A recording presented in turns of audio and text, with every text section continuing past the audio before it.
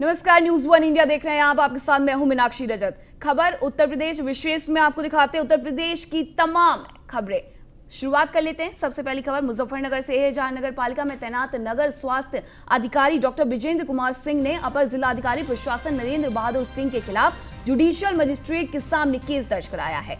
दरअसल नगर स्वास्थ्य अधिकारी की ओर से एडीएम प्रशासन नरेंद्र बहादुर सिंह पर अपमानित करने का आरोप लगाया गया। नगर स्वास्थ्य अधिकारी डॉक्टर सिंह का आरोप है कि उन्होंने पिछले 20 नवंबर को नगरपालिका में कार्यभार ग्रहण किया था। इसके कुछ समय बाद वो छुट्टी लेकर शादी समारोह में शामिल होने गए। डॉक्टर सिंह का आरोप है कि उसी समय अपर जिलाधिकारी प्रशासन नरेंद्र बहादुर सिंह ने उन्हें कॉल कर अशोभनीय टिप्पणी करते हुए उनसे दुर्व्यवहार किया। डॉक्टर सिंह की ओर से समझाने के बावजूद एडीएम प्रशासन का रवैया बेहद दुर्भाग्यपूर्ण रहा, जिससे नगर स्वास्थ्य अधिकारी की भावनाओं को ठेस पहुंची। डॉक्टर सिंह का कहना है कि उन्होंने इस संबंध में एडीएम के खिलाफ जुडिशियल मजिस्ट्रेट के समक्ष मुकदमा दाखिल किया है, जिसमें जल्द ही उनका बयान दर्ज किया जाएगा।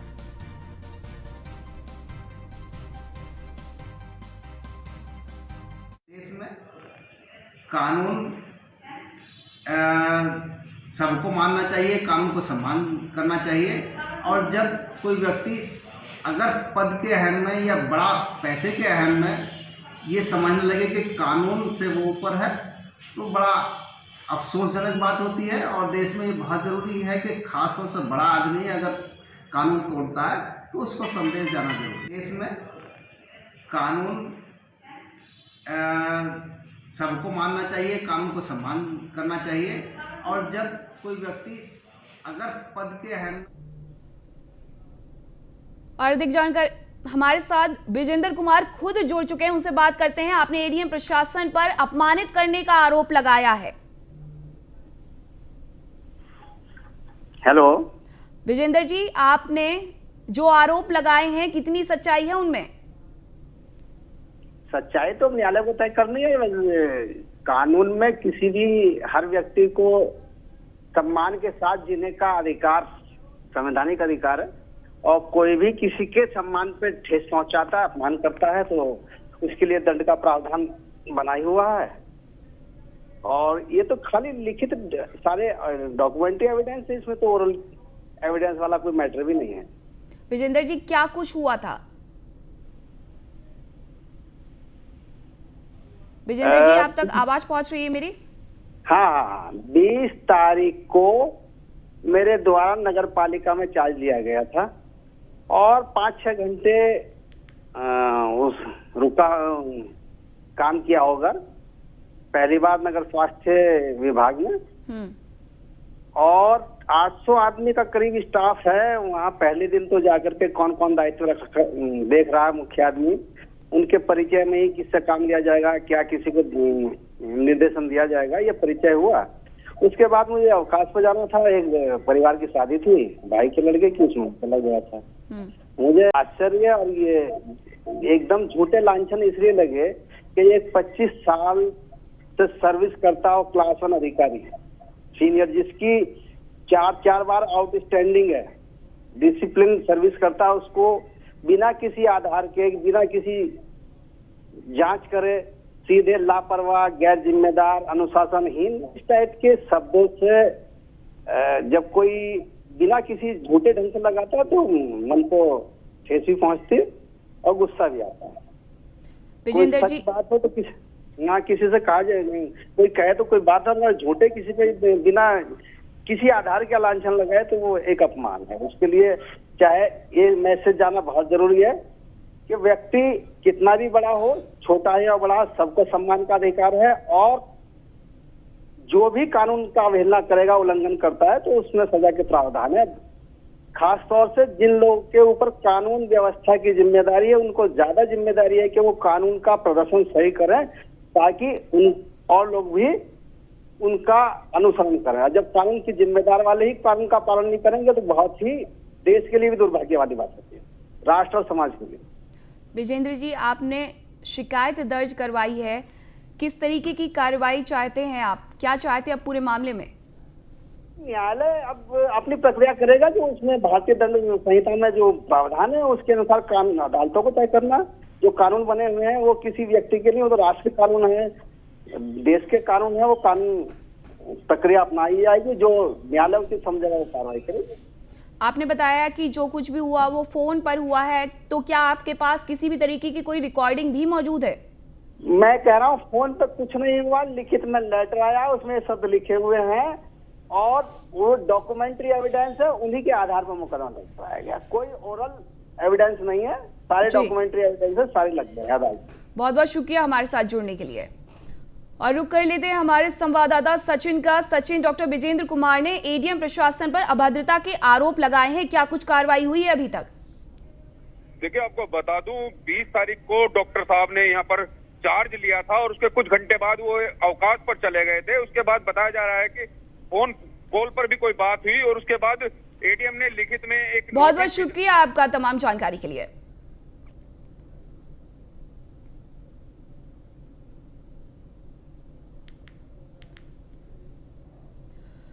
रुक करते हैं लखनऊ का, जहां आयोजित 155 करोड़ के कार्यों का लोकार्पण और 294 पैक्स में कंप्यूटराइजेशन का शुभारंभ हुआ है, जिसमें गृह मंत्री अमित शाह ने शिरकत की है। इस दौरान संबोधित करते हुए सीएम योगी ने क्या कुछ कहा, आपको सुनवाते हैं। उत्तर प्रदेश विधानसभा के चुनाव के पूर्व आदरणीय प्रधानमंत्री जी की प्रेरणा से उस समय के भारतीय जनता पार्टी के राष्ट्रीय अध्यक्ष और आज देश के गृह और सहकारिता मंत्री माननीय अमित शाह जी ने उत्तर प्रदेश की जनता के लिए एक लोक कल्याण पत्र जारी करवाया था। उत्तर प्रदेश की समग्र विकास को ध्यान में रख करके जिस एक अभियान पर जोर देने के लिए उस समय भी बहुत मजबूती के साथ आगे बढ़ाने के लिए किया था, उसमें से सहकारिता भी एक क्षेत्र था। हम सब जानते हैं कि ग्रामीण क्षेत्र के सतत विकास को ध्यान में रखते हुए, चाहे वह किसान हो, गांवों के विकास हो, मजदूरों के कल्याण हो या महिला स्वयंसेवी समूह के माध्यम से महिलाओं के स्वावलंबन का जुड़ाव क्षेत्र हो, सहकारिता की इसमें बहुत बड़ी भूमिका है। लेकिन 2017 के पहले उत्तर प्रदेश के अंदर सहकारिता की क्या स्थिति थी, ये किसी से छुपा हुआ नहीं है। उत्तर प्रदेश के 16 से अधिक कोऑपरेटिव बैंक, रिजर्व बैंक ने इनके लाइसेंस जब्त कर दिए थे। सहकारिता आंदोलन कुछ चंद मुट्ठी भर लोगों की माफियागिरी के शिकार हो चुके थे और उत्तर प्रदेश का किसान भी तबाह था, आत्महत्या करने के लिए मजबूर हो रहा था। उत्तर प्रदेश के अंदर सहकारिता एक अराजकता का माहौल का विभाग बन चुका था और सत्ता में बैठे हुए लोग सहकारिता पर पूरी तरह ऐसे जकड़े हुए थे, ऐसा उसके माध्यम से शोषण करते थे किसानों का, मजदूरों का, महिलाओं का, कि उनके स्वावलंबन की बात तो दूर, वहां पर एक कॉमन मैन की जमा पूंजी भी सुरक्षित नहीं रह पाती थी। लेकिन मुझे याद है जब मार्च 2017 में सरकार बनी थी और हम लोगों से कहा गया कि उत्तर प्रदेश में किसानों को न्यूनतम समर्थन मूल्य पर उनकी उपज को खरीदना है, बीच में कोई मीडिएटर नहीं होगा।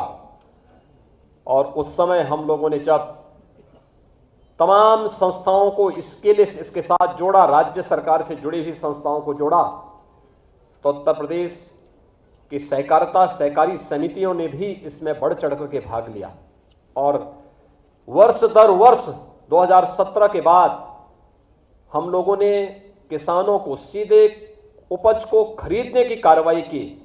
और मुझे बताते हुए प्रसन्नता है कि जिस प्रदेश में किसान से एक भी दाना सीधे नहीं क्रय किया जाता था, उसी प्रदेश ने पिछले 5 वर्ष के दौरान अकेले धान और गेहूं का उत्तर प्रदेश के किसानों के खाते में केवल और केवल उपज के क्रय का 75,000 करोड़ रुपए से अधिक की राशि उनके खातों में देने का कार्य किया है। आज कोऑपरेटिव बैंक एक बार फिर विश्वसनीयता पर खरे उतरते हुए दिखाई दे रहे हैं। नाबार्ड से जुड़ी हुई योजनाओं को जोड़ करके जिस तेजी के साथ आगे बढ़ रहा है, बैंकों को का डिजिटलीकरण करने और वहां पर वे सभी प्रकार की सुरक्षा और आम जन से जुड़ी हुई, किसानों से जुड़ी हुई, महिलाओं से जुड़ी हुई, सहकारी समितियों से जुड़ी हुई उन सभी संस्थाओं को आधुनिक सुविधाएं उपलब्ध कराने का जो कार्यक्रम है वह, और प्रदेश के अंदर अगर हम क्रय करेंगे तो हमें भंडारण की क्षमता को बढ़ाना पड़ेगा। भंडारण की क्षमता को विकसित करने के लिए उत्तर प्रदेश भंडारण निगम के द्वारा भी जो अभिनव कार्यक्रम प्रारंभ किए गए हैं, आज उस कार्यक्रम के साथ जुड़ने के लिए देश के सहकारिता मंत्री, देश के माननीय गृह मंत्री जी आज हम सबके बीच में यहां पर उपस्थित हुए हैं। प्रदेश के अंदर विगत कुछ दिनों के अंदर कोरोना महामारी के बावजूद जो नए भंडारण गृह बने हैं, उन भंडारण गृहों का यहां पर उद्घाटन का कार्यक्रम, बैंकों के आधुनिकीकरण की कार्रवाई को आगे बढ़ाने का कार्यक्रम, ये सभी कार्यक्रमों का लोकार्पण उनके करकमलों से थोड़ी देर में यहां पर प्रारंभ होने जा रहा है। लेकिन भाइयों बहनों, एक संस्था जो न्याय पंचायत स्तर पर भी है, तहसील स्तर पर भी है, जिला स्तर पर भी है और राज्य स्तर पर भी है, जो समाज के अंतिम पायदान पर बैठे हुए व्यक्ति के उत्थान के लिए, उन्नयन के लिए भी कार्य कर सकती है और राज्य के विकास का एक लोकतांत्रिक चेहरा देश और दुनिया के सामने प्रस्तुत कर सकती है, वह सहकारिता का यह आंदोलन उत्तर प्रदेश में मजबूती के साथ पिछले 4-5 वर्षों के अंदर आगे बढ़ा है। मैं आज के इस कार्यक्रम में इस सहकारिता आंदोलन को एक नई दिशा देने वाले प्रदेश के अंदर जिनके मार्गदर्शन में प्रदेश ने इन कार्यक्रमों को तेजी के साथ आगे बढ़ाने में मदद की है, ऐसे भारत सरकार के पहले सहकारिता मंत्री और देश के यशस्वी गृह मंत्री माननीय अमित शाह जी का आज के इस कार्यक्रम में हृदय से स्वागत करता हूं, अभिनंदन करता हूं। कोऑपरेटिव क्षेत्र से जुड़े हुए आप सभी महानुभावों का, जिन्होंने अपने अपने क्षेत्र में कार्य किया है, कुछ नया करने का प्रयास किया है, आप सबका मैं आह्वान करूंगा। एक बहुत पुण्य के कार्य के साथ आप जुड़े हुए हैं। एक कॉमन मैन की पूंजी आपके पास रहती है, किसी न किसी रूप में रहती है, और हर एक व्यक्ति के उत्थान के लिए आपकी बहुत बड़ी भूमिका होती है। बहुत बड़ा कार्य आप कर सकते हैं। मुख्यमंत्री योगी आदित्यनाथ लखनऊ में सहकार भारती के 7वें राष्ट्रीय अधिवेशन के उद्घाटन में शामिल हुए। क्या कुछ कहा, आपको सुनवाते हैं।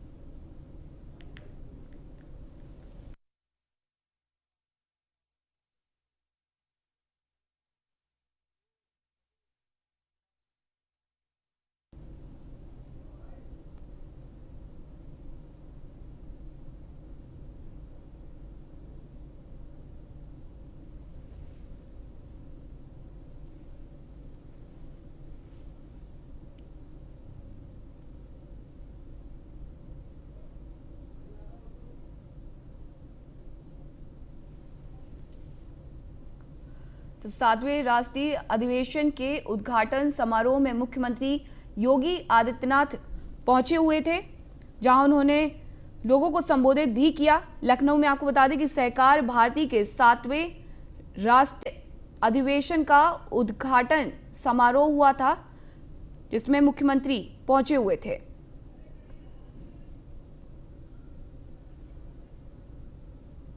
सीएम योगी आदित्यनाथ ने इस दौरान संबोधित भी किया।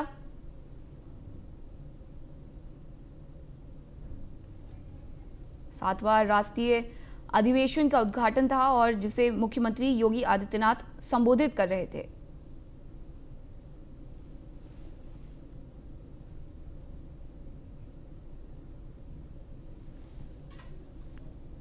भंडारण की क्षमता को विकसित करने के लिए उत्तर प्रदेश भंडारण निगम के द्वारा भी जो अभिनव कार्यक्रम प्रारंभ किए गए हैं, आज उस कार्यक्रम के साथ जुड़ने के लिए लखनऊ में सहकार भारती के 7वें राष्ट्रीय अधिवेशन का उद्घाटन हुआ, जिसमें सीएम योगी आदित्यनाथ भी शामिल हुए। क्या कुछ कहा, आपको सुनवाते हैं। और सरस्वती का संगम और दुनिया के सबसे बड़े आध्यात्मिक और सांस्कृतिक आयोजन कुंभ की धरती उत्तर प्रदेश है। इस धरती पर मैं आप सबका हृदय से स्वागत करता हूं, अभिनंदन करता हूं।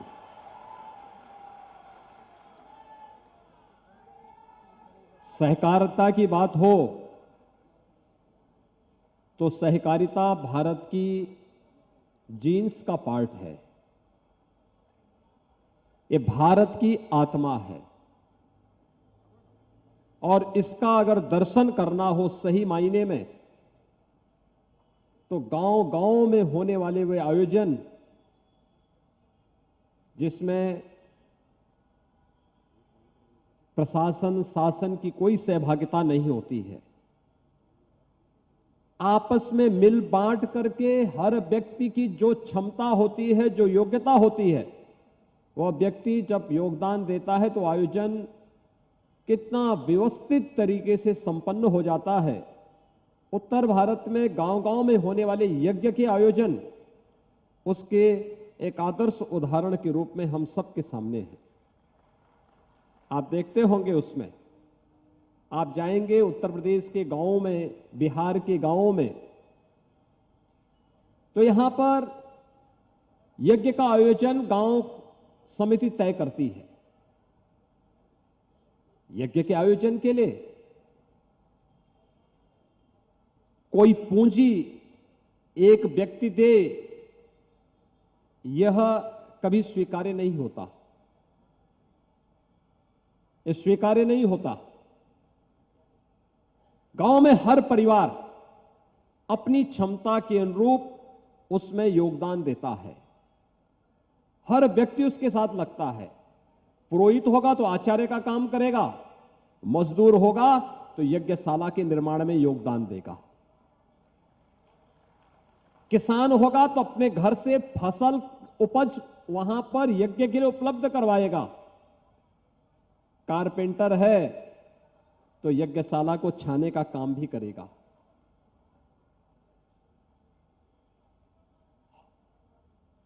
पुरुष हैं वह प्रत्यक्ष रूप से वहां पर कार्य करेंगे, महिलाएं हैं तो कलश यात्रा से लेकर के मंगल गान भी उस अवसर पर करेंगे। और सभी लोग मिलकर के जब उस आयोजन को संपन्न करते हैं तो यज्ञ का आयोजन सफलता की जिन नई ऊंचाइयों को छूता हुआ दिखाई देता है। न वहां भेदभाव होता है, न कोई ऊंच नीच होता है, न कोई अपना पराया होता है। वह समाज जोड़ने की सबसे अच्छी इकाई के रूप में हम सबको देखने के लिए मिलती है। और मुझे लगता है कि सहकारिता का ये आदर्श उदाहरण जिसने हम सबको ये दिया कि सहकार बिना संस्कार नहीं और संस्कार बिना सहकार नहीं, इस भाव का उदाहरण देखना है तो यज्ञों के इन आयोजन के माध्यम से हम गांव-गांव में होने वाले आयोजन उसके उदाहरण हो सकते हैं। और इस बुलेटिन में मेरे साथ इतना ही। देखते रहिए न्यूज़ 1 इंडिया। नमस्कार।